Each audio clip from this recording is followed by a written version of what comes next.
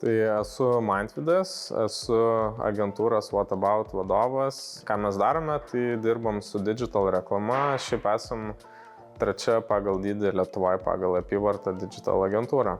Tai mūsų sėkmės paslaptis yra gana paprasta, tai ilgas darbas. Tai turbūt kaip ir didžiosios dalies žmonių, ypač versle, tai neužklumpa netikėtai, tai tiesiog reikia dirbti, nusistatyti aiškius tikslus ir atnešti rezultatą. Tai mes atnešam savo klientam rezultatą jau ilgą laiką, dėl to, manau, ir sekasi, jei taip galima pasakyti. Dirbam daugiau jau nei 10 metų, dabar jau ir į užsienį esame išėję ir ieškom užsienį klientų. Vienas iš mūsų klientų yra Lidl.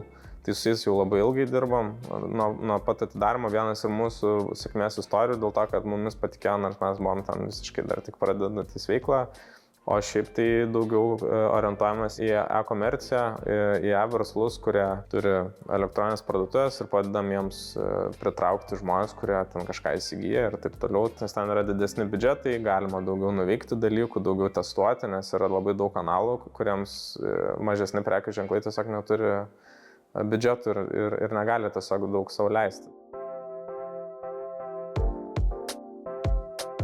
Kaunas man yra ir gimtoji vieta, ir gyvenamoji vieta, ir kažkuria prasme Kaunas mane įkvepia, aš jaučiuosi saugus, jaučiuosi savimi, galiu būti savimi, matau pokyčius, kurie vyksta, nekalbu apie kelius ir panašiai, kalbu apie žmones. Tai tiesiog džiaugiuosi pačiu miestu ir kad jisai auga.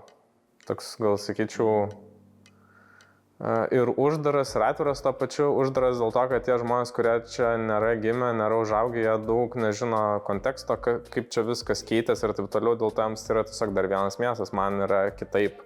Bet dėl to man patinka ir kitus miestus nuvykti, nes aš galiu ten irgi jaustis kažkiek svetimas. Yra toks istorikas, Seimo narys Rakutis yra gerai pasakęs, kad Kaune yra kažkoks bendruomeniškumo jausmas, tai vieni kitiem tikrai žmonės nori padėti ir tikiu, kad gali padėti, nes tai nėra kažkoks susvetimės ar tiek daug aplinkinių miestų ar net šalių pritraukiantis vis dėlto miestas, kuriame tas bendruomeniškumas kažkuria prasme yra jau išsiplovęs. Tai turbūt toks, manau, didelis privalumas miesto.